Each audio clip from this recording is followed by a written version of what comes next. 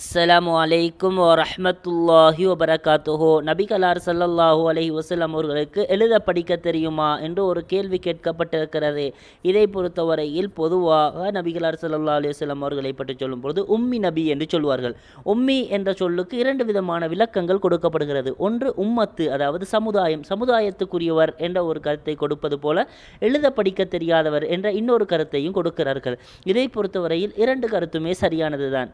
நபி அவர்கள் உண்மையிலேயே எழுத படிக்க தெரியாமல் அதாவது படிப்பை அன்றைய காலத்தில் பொதுவாக படிப்பறிவு என்பது மிக உயர்ந்தோர் மட்டத்தில் இருக்கவில்லை. அவர்களுக்கு மத்தியிலே அரபு திறன்கள், அரபியில் தேர்ச்சி பெற்றவர்கள் இருந்தாலும் கல்வி என்ற ஒரு அமைப்பு உயர்ந்த நிலையில் காணப்படவில்லை.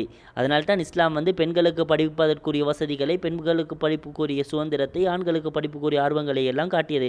என்றாலும் சூரத்துல் அலக்குடைய இந்த வசனங்களை பொறுத்தவரையில் சூரத்துல் அலக்கிலே அல்லாஹு தஆலா சில விடயங்களை சொல்கிறான். எனவே இதை வைத்துக்கொண்டு சிலர் நபி அவர்களுக்கு அல்லாஹு தஆலா எழுதுகோலை கொண்டு படித்து கொடுத்தான் என்ற ஒரு விளக்கத்தை கொடுக்கிறார்கள். சூரத்துல் அலக் 96வது வசனம் 96வது வசனத்தின் 4வது வசனத்தின் பிரகாரம் அல்லதி அல்லம பில் கலம், அவனே எழுதுகோலை கொண்டு கற்றுக் கொடுத்தான் என்ற இந்த வசனத்தை பொறுத்தவரையில் இது எதை கற்றுக் கொடுக்கிறது என்று சொன்னால், எமக்கு எதை கற்று தருகிறது என்று சொன்னால், இக்ரா பிஸ்மி ரப்பிக்கல் லதி ஹலக், அல்லாஹு தஆலா சொல்கிறான், உம்முடைய ரப்பின் பேரை கொண்டு நீர் ஓதுவீராக, வாசிப்பீராக.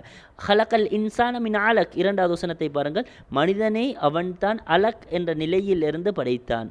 இக்ரா வரப்புக்கல் அக்ரம், ஓதுவீராக, இறைவன் மாபெரும் கொடையாளி, கண்ணியமிக்கவன். அல்லதி அல்லம பில்கலம், அவன்தான் மனிதனுக்கு எழுதுகோலை கற்றுக் கொடுத்தான். அல்லமல் இன்சான் மாலம் யாலம், மனிதன் அறியாதவைகளையெல்லாம் அவன் தான் கற்றுக் கொடுத்தான் என்று சொல்கிறான். எனவே இந்த இடத்துல அல்லம பில்கலம் என்று சொல்லப்படுவது, எழுதுகோலை கொண்டு கற்றுக் கொடுத்தான் என்று சொல்லப்படுவது பொதுவாக மனிதர்களைத்தான் அல்லாஹ் தஆலா குறிப்பிட்டு சொல்கிறான். எனவே இந்த வசனத்தை வைத்துக்கொண்டு சிலரும் சில மோசமான முறையில், தவறான முறையில் கருத்துக்களை கொடுக்கிறார்கள். எனவே நாம் இதிலே தெளிவாக இருந்து கொள்ள வேண்டும். ஜஸாக்குமுல்லாஹ் ஹைர். அல்லாஹ்வே மிக அறிந்தவர்.